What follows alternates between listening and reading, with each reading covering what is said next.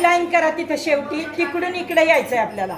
थोडीशी 2 मिनिटाची दिंडी, 2 मिनिटाची